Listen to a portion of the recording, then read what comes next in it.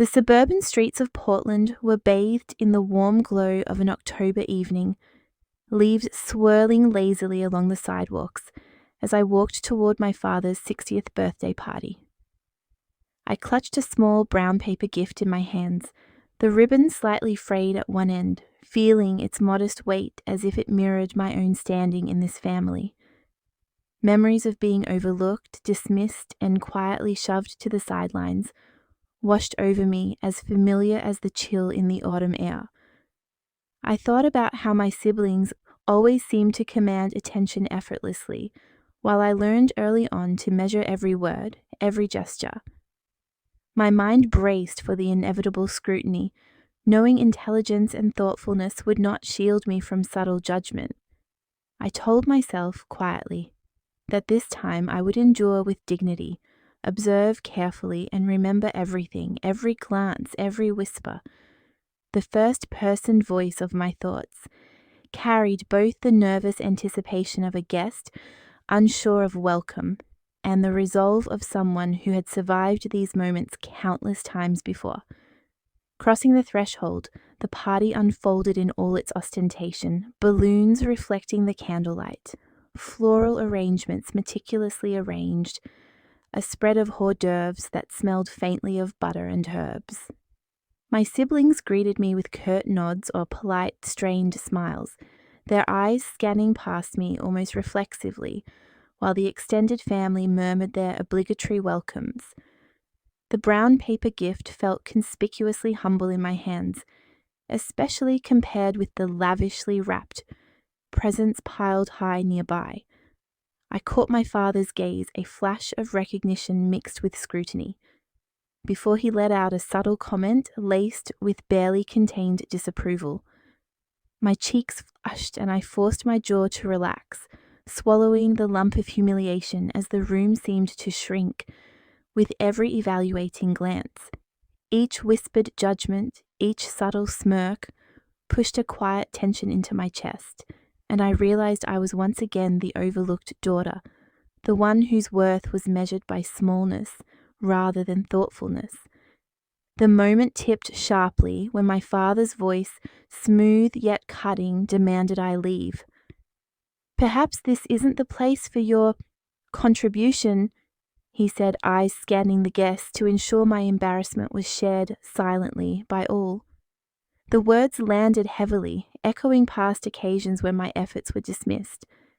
My hands tightened around the gift as my mother stepped forward and, with surprising curiosity, opened it. The room fell silent. Candles flickered across astonished faces, and a subtle shift of attention centered entirely on what I had brought. For a brief instant, I felt the shock of recognition, the flush of validation mingling with embarrassment. Pride surged, then receded into reflection. Why was I constantly undervalued? Why did this pattern persist? Observing the calculated expressions of my father and siblings, I realized they were accustomed to controlling the narrative. This time, however, I would not retreat entirely. The spark of strategy was lit. The path to asserting my worth began forming in my mind. I studied every detail, the wrapping, the warmth of the candlelight, contrasted against cold stares, letting each observation settle, fueling both indignation and clarity. Holding the brown paper gift close, I allowed myself a moment of introspection. This small, unassuming package symbolized more than its contents. It was a seed of empowerment that could one day return significance to my voice. I considered the subtle ways my intelligence might turn humiliation into opportunity, reflecting on how a carefully timed revelation could shift the balance of perception within this family. The room's whispers faded into the background as I plodded quietly, internal monologue already sketching the outlines of future maneuvers. Even in shame, the gift reminded me that small, deliberate actions could carry weight beyond appearances. I clung to the idea that dignity and recognition were not given freely here. They would have to be claimed with thought and patience. Exiting the party, I moved quietly through the October twilight, feeling the crunch of leaves beneath my shoes. Guests' murmurs and sidelong glances followed me, but I did not falter.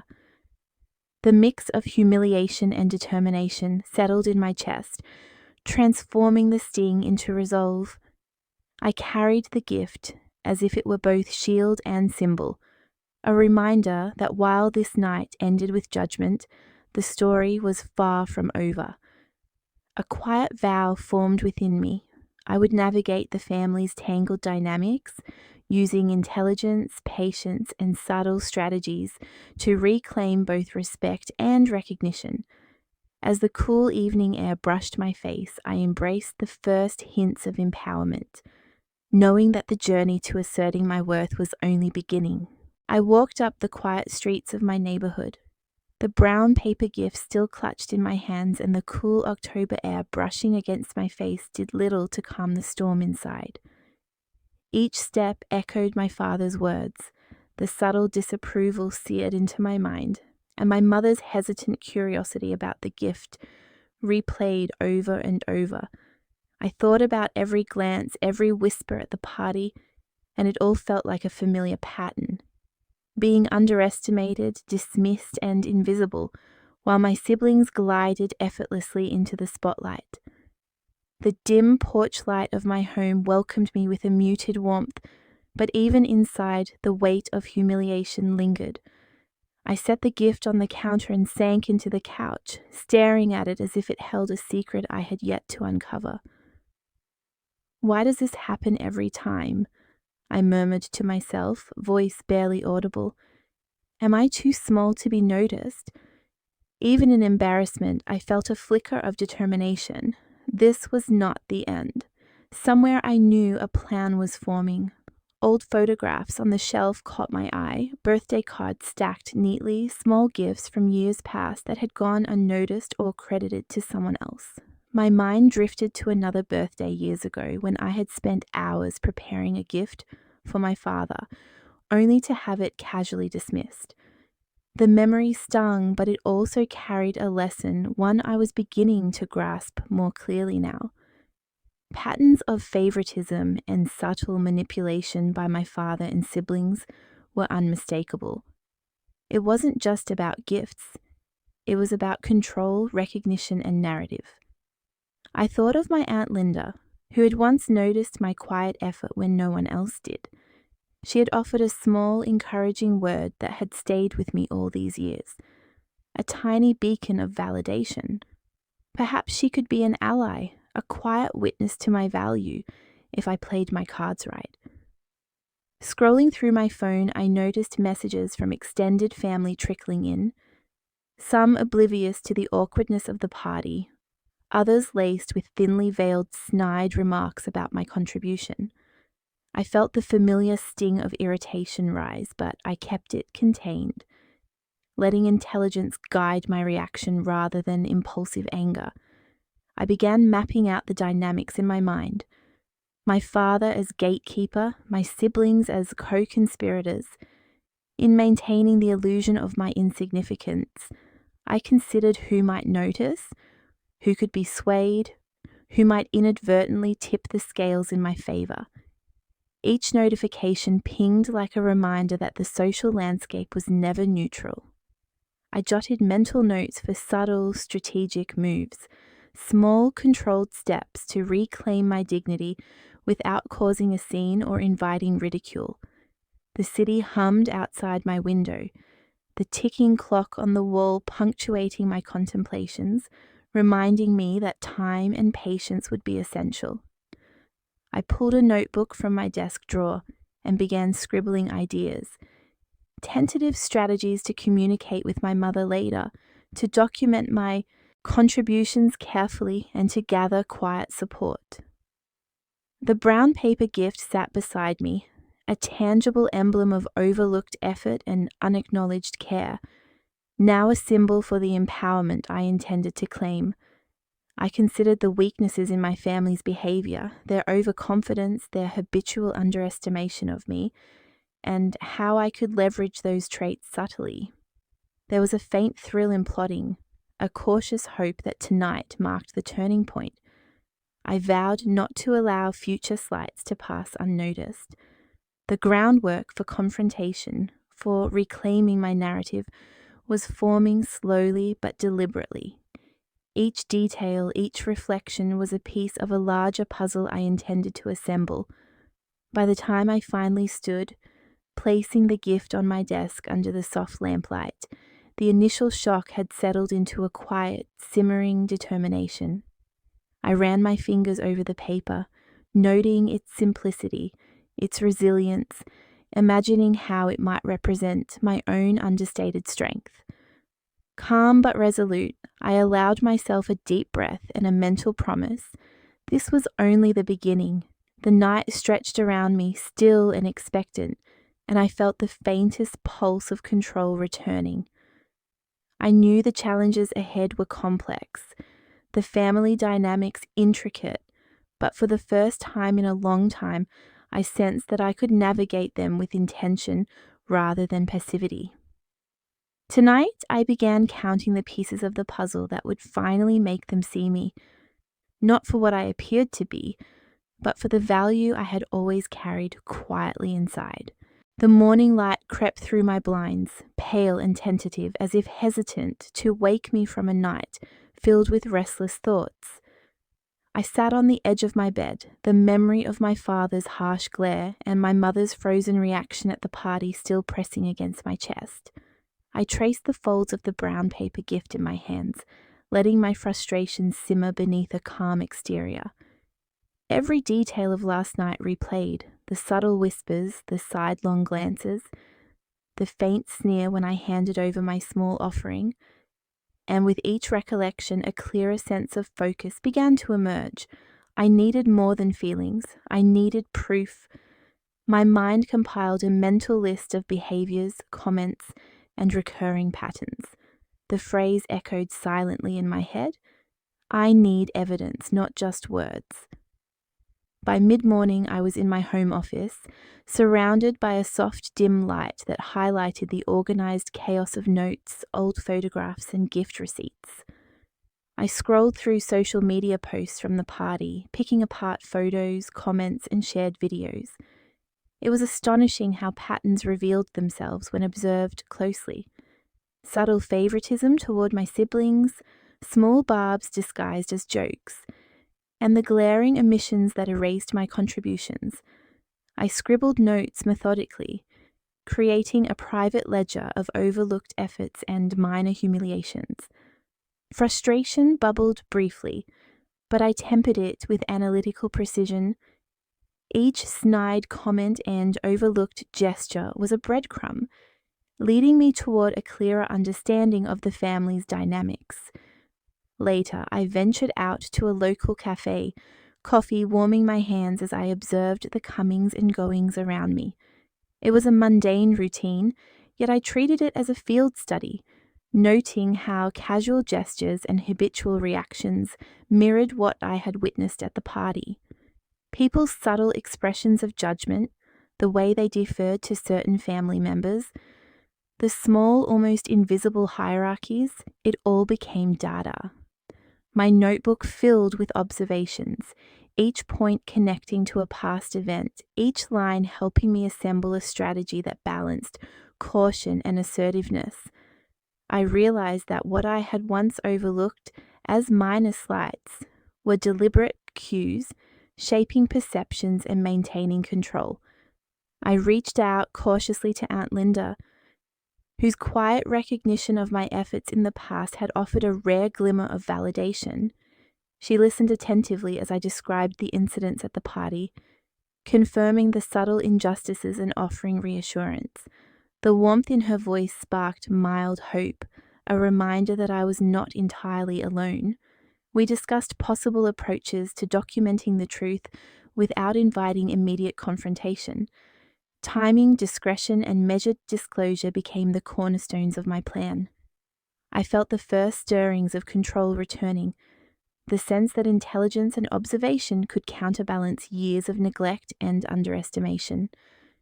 Back at home, I spread out my notes, screenshots, and photographs across the desk. Each piece represented a fragment of evidence, a step toward reclaiming my narrative. I sketched out possible scenarios, how family members might react, which comments could be provoked, and how to safeguard my credibility while testing their assumptions. The small brown paper gift remained nearby, a silent reminder of unrecognized effort and the quiet power that comes from patience and strategy. I drafted tentative scripts for future conversations, each carefully worded to assert my worth without inviting unnecessary drama. Confidence grew in measured increments, each insight strengthening my resolve. As evening fell, I lingered by the window, looking out over the neighborhood streets. A faint golden light spilling across the sidewalks. The world outside seemed calm, but inside my mind raced through plans and contingencies. The first test of patience and cunning was about to begin, and I felt the thrill of anticipation beneath my calm exterior. Every detail observed, every ally contacted, and every piece of evidence gathered felt like laying the foundation for a reclamation of dignity long denied. I took a slow breath, letting the quiet determination settle within me. Tonight marked the beginning of a new approach, subtle, calculated, and ultimately unstoppable. The morning sun slanted through the blinds, casting stripes of light across my desk, illuminating the neatly arranged notes and photographs I had gathered over the past days. I sat there, sipping my coffee slowly, letting the warmth settle my nerves as I reviewed every detail from the party and Aunt Linda's advice. A mix of anticipation and agitation tightened in my chest. Today I would begin to test the boundaries, not with confrontation, not yet, but with careful, measured steps, to see how my family reacted to subtle assertions of my presence and worth. Timing was crucial. One misstep could undo the fragile sense of control I had been cultivating. I reminded myself that patience was a weapon as sharp as any words. By mid-afternoon, I found myself in the living room, casually placing a small stack of notes where my father and siblings might see them. I mentioned in passing a minor achievement at work, noting the attention that followed, or the absence of it. Micro expressions betrayed their feelings, a flicker of irritation, a subtle lift of the eyebrow, a whispered comment meant to diminish. I catalogued each response mentally, my frustration held in check by careful observation. Even the mundane, the clink of a coffee cup, the hum of the refrigerator, seemed amplified against the backdrop of my inner calculations. Each interaction became a test of control, a way to measure how far I could assert myself without triggering outright hostility. Later, I moved through the house, gauging reactions from other family members. My younger brother smiled politely at my casual remarks, his expression neutral but watchful. I made note of his hesitations, the subtle ways he tried to mediate between father and me. Small details mattered, which comments he echoed, which he ignored. A careful probe, a question phrased innocuously, revealed cracks in the family narrative about the party and the gifts. I felt cautious optimism. Perhaps some allies existed, though buried beneath years of learned behavior. Every observation was recorded, every subtle gesture catalogued, creating a map of potential support and resistance. As evening approached, I returned to my desk, laying out the evidence I had collected so far. Photographs, notes, and the small brown paper gift that had sparked so much tension. I envisioned scenarios where I could gently challenge assumptions, where a well-timed question or observation might reveal truth without confrontation. The gift, once overlooked, now stood as a symbol of resilience and quiet assertion. I drafted mental scripts for these mini confrontations, each calculated to gauge reactions while maintaining composure and control. The room was quiet, the soft hum of the lamp my only companion, as I felt a growing sense of intellectual empowerment. I was not merely reacting, I was preparing, planning and shaping the narrative that had always been denied me. As the sun set and the shadows lengthened, I rose and smoothed my notes into a tidy stack. I felt the weight of anticipation settle in my shoulders, a mixture of excitement and strategic caution. Tonight, I would step into the living room, surrounded by the familiar sights and sounds of family life, and begin the subtle testing of boundaries that would define the next stage of my plan. My resolve was steady, my patience measured, and my mind sharpened. They thought they understood the rules, but tonight I had begun to rewrite them quietly, with every glance, every word, and every careful gesture.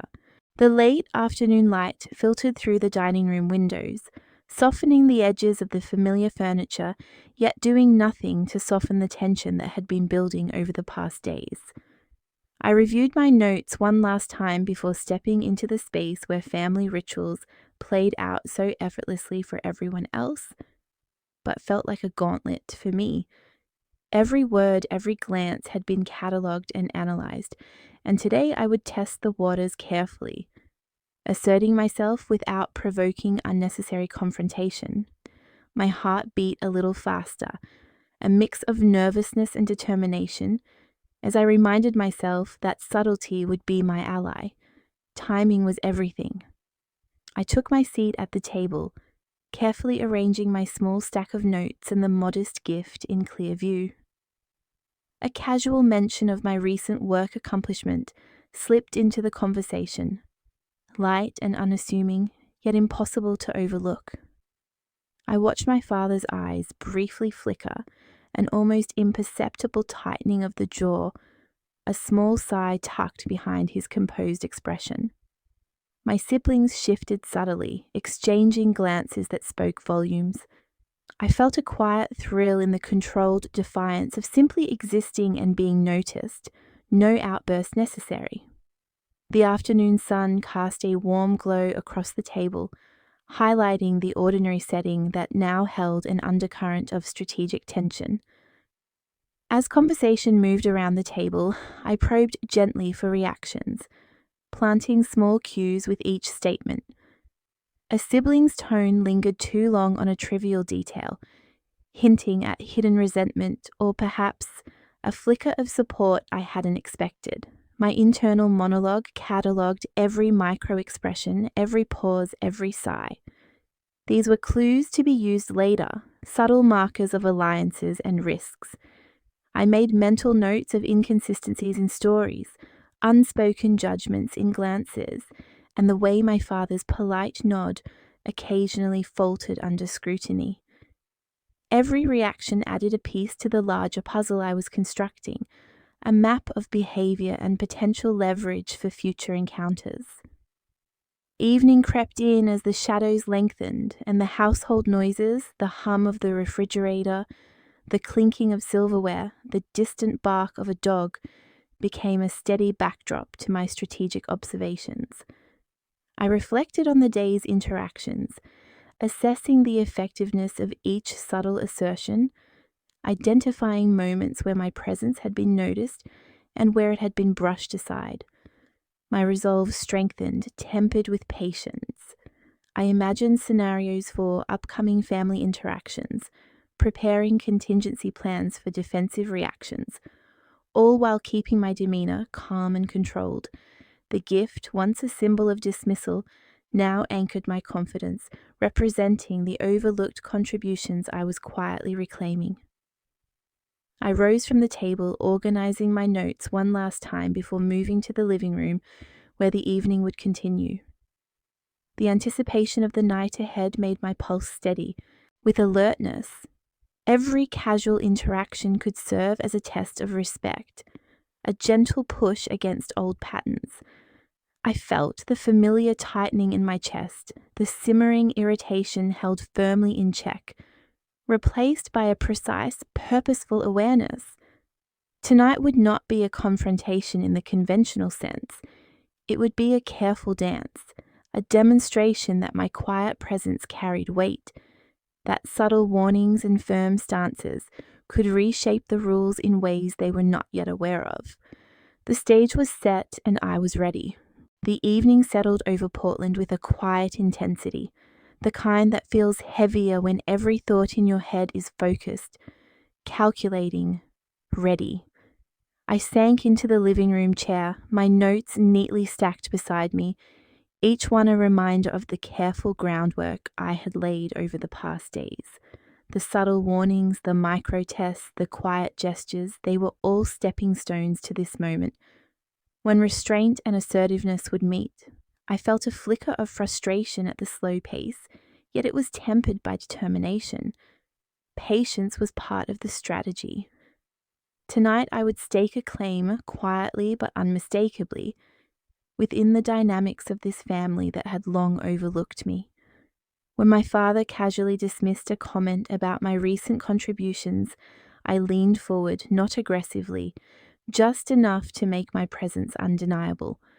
I spoke of my accomplishments calmly, referencing concrete examples, achievements that had been ignored or attributed elsewhere. I watched him carefully, the brief narrowing of his eyes, the almost imperceptible pause before his next remark. I allowed a subtle smile, acknowledging my composure, letting the weight of truth sit without raising my voice.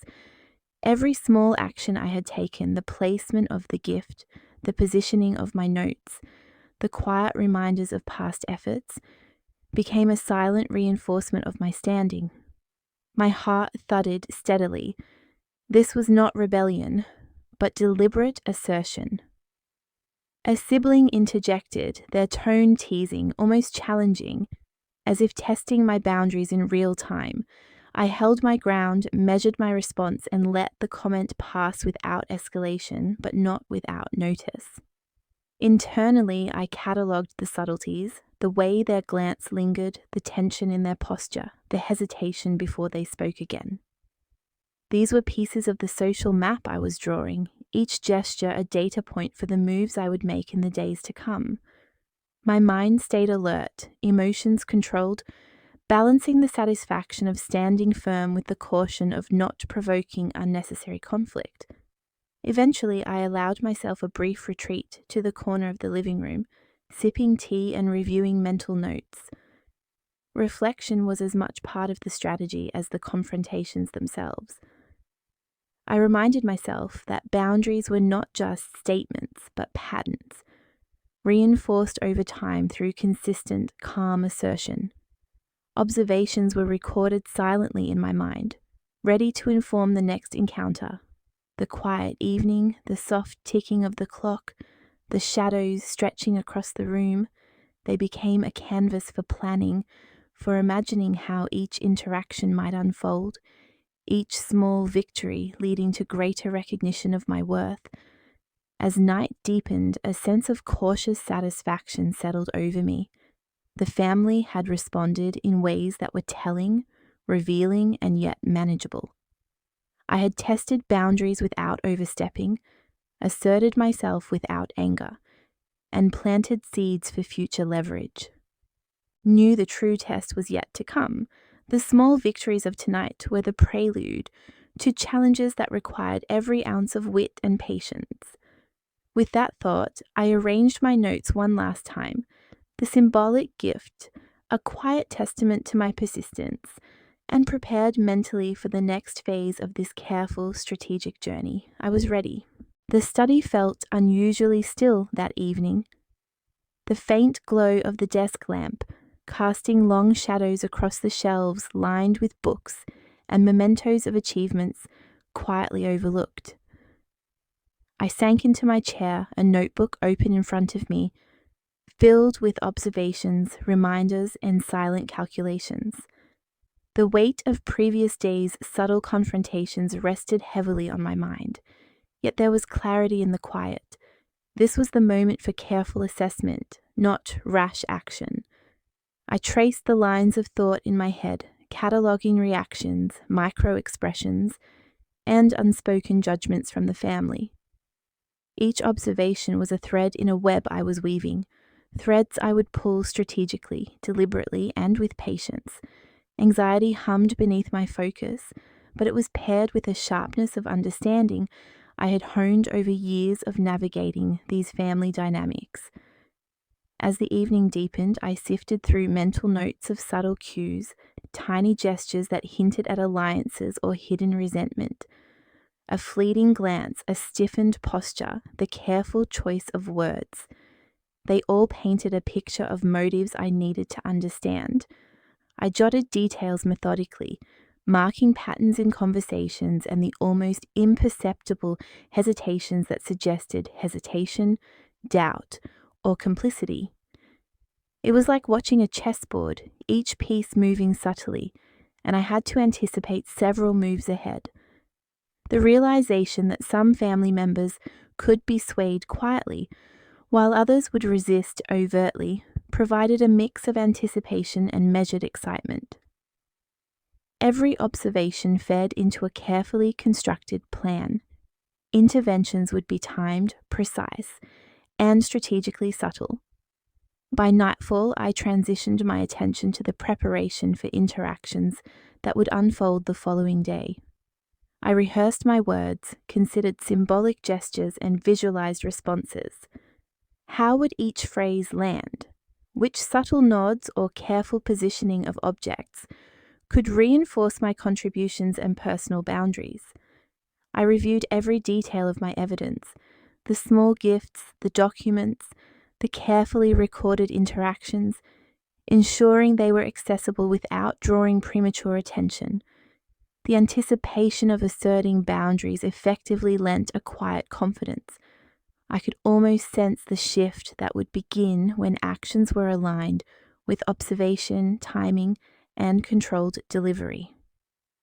Every decision was deliberate, every movement designed to convey presence without aggression. Amid this quiet preparation, minor signs of acknowledgement from previously indifferent family members surfaced. A fleeting glance of recognition from a cousin, a gentle nod from a distant relative, small victories, yet they signaled the subtle tide beginning to shift. I catalogued which tactics had worked, which gestures resonated, and which required refinement. Strategically, these small acknowledgements suggested the possibility of forming alliances, or at least minimizing resistance without confrontation. My mind embraced the cautious optimism, balancing satisfaction with the awareness that the next steps demanded patience, precision, and unwavering focus. As the night drew on, I allowed myself a brief pause, absorbing the stillness, the anticipation, the sense that the decisive confrontation was approaching, though not yet. I understood that patience itself was a strategic tool. Acting too soon could unravel the careful groundwork laid over days of observation and subtle maneuvering. With the notebook closed and evidence ready, I prepared mentally for the morning, when timing, presence, and carefully measured words would converge to test the family's awareness, attentiveness, and respect. Tomorrow, every move would count, and I would be ready, poised, and alert. Continuing the content of the previous chapter, tomorrow I would test their patience, and every move had to count. The late afternoon sun spilled across the dining hall as I adjusted the stack of documents and small gifts I had meticulously organized. Every item represented months of careful observation, subtle recordings, and the silent tally of overlooked contributions. My heart beat steadily, a mixture of tension and exhilaration coursing beneath calm composure. I could sense the shift in the air, the subtle acknowledgement from certain family members, the almost imperceptible tightening in my father's jaw, the flicker of curiosity in my siblings' eyes. Today, the balance of power was not just shifting, it was being rewritten. I traced a final mental checklist, ensuring each piece of evidence and every calculated gesture was in place, ready to assert my presence and claim recognition that had long been denied. I entered the dining area with deliberate calm, offering small greetings that carried both politeness and a quiet assertiveness. My father's glance lingered a moment too long on the neat arrangement of gifts. The subtle notes I had left visible.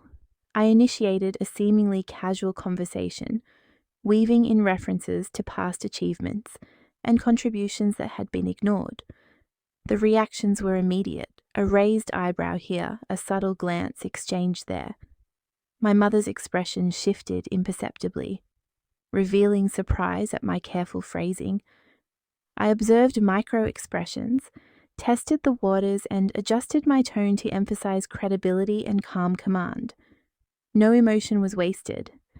Every word and gesture had a purpose.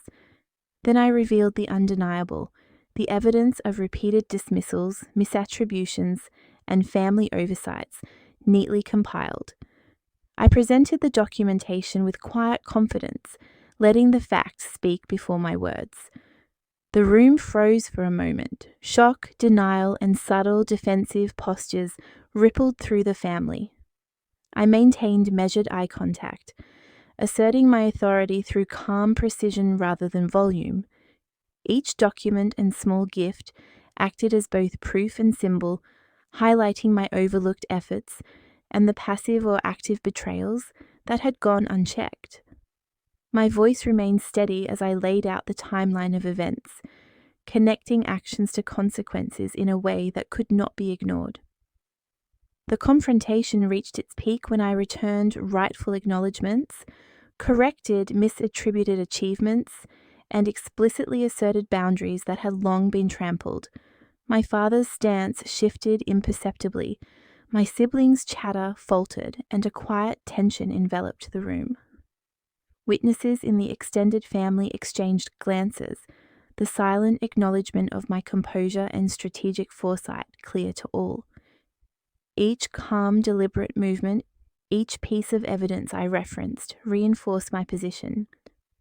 Triumph mingled with exhilaration, the long months of quiet observation and careful planning culminating in this controlled but powerful assertion of presence and respect.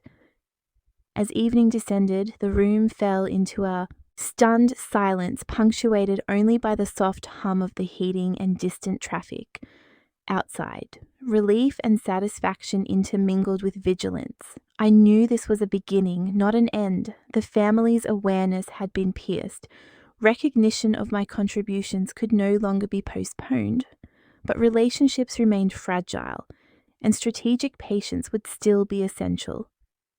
I closed the final notebook, aware that the next steps would require both tact and continued observation. Today I had claimed the first significant measure of authority over my own narrative, continuing the content of the previous chapter. As the room fell silent, I knew this was only the beginning of reclaiming what I deserved. The backyard patio was quiet as evening settled over Portland, the fading light painting soft shadows across the wooden deck. I stood for a moment, looking at the subtle signs of acknowledgement in my family's expressions. My father's posture had eased slightly. My siblings exchanged tentative smiles, and my mother's eyes held something like respect now, a quiet admission of recognition for the efforts I had long carried alone.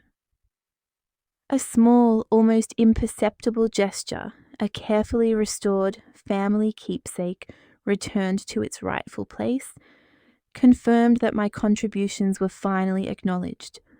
Relief washed over me, tempered by the understanding that this was not a full reconciliation. Trust would take time to rebuild, but the balance had shifted. I felt both vindicated and aware, recognizing how far I had come and how much had changed, even in subtle increments. Tentative conversations followed as I engaged family members with measured care, testing the waters of newfound respect. I shared stories, laughed at small memories, and gently reminded them of boundaries, asserting my presence without demanding overt acknowledgement. Vulnerability blended with empowerment. I could be seen and heard without losing control of my composure. Past wounds were revisited carefully, gauging willingness to repair or at least coexist with dignity. Small moments of shared connection, a laugh over a long-forgotten family joke, The acknowledgement of my contributions began softening the tension, showing that even fragile gestures of goodwill could pave the way for genuine respect.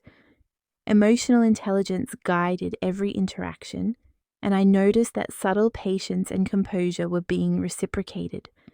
As night deepened, I retreated into reflection, alone with the quiet hum of the city beyond the backyard fence. I thought of the lessons learned from past slights and strategic victories alike. Confidence had grown not from confrontation alone, but from careful observation, preparation, and the courage to assert myself calmly. Memories of supportive friends, mentors, and moments of personal resilience reinforced my sense of self-worth. Plans for the future took shape, not as revenge or competition, but as mindful steps to safeguard my independence, ensure recognition for my efforts, and maintain boundaries without eroding relationships. There was a profound sense of calm in acknowledging that I had reclaimed agency over my narrative. The final act of symbolic closure was deliberate and satisfying. A cherished memento, once dismissed and overlooked, was placed back where it belonged, not with boastful display, but as a quiet marker of growth and rightful ownership. The act carried both resolution and hope. The past had left its mark, but it no longer dictated my sense of self. Family members noticed. A fleeting acknowledgement passed between us, unspoken yet weighty. I felt the bittersweet satisfaction of having faced the struggles, claimed my space, and begun to redefine the dynamics that had long constrained me. The evening air carried a promise of continued growth, a chance to rebuild trust gradually while remaining vigilant and self-assured. Even as I walked away from the room, I felt a weight lift. But deep down, I knew this was just the beginning of rewriting my story. The quiet of the backyard, the warmth of lingering light, and the subtle smiles of those around me marked a threshold. Past grievances acknowledged, present self-empowered, and a future open to intentional, confident choices. I breathed deeply, ready to move forward with clarity, strength, and a renewed sense of agency, knowing that resilience was as much about patience as it was about confrontation. Every lesson, every strategic move had led to this fragile yet enduring sense of balance and hope.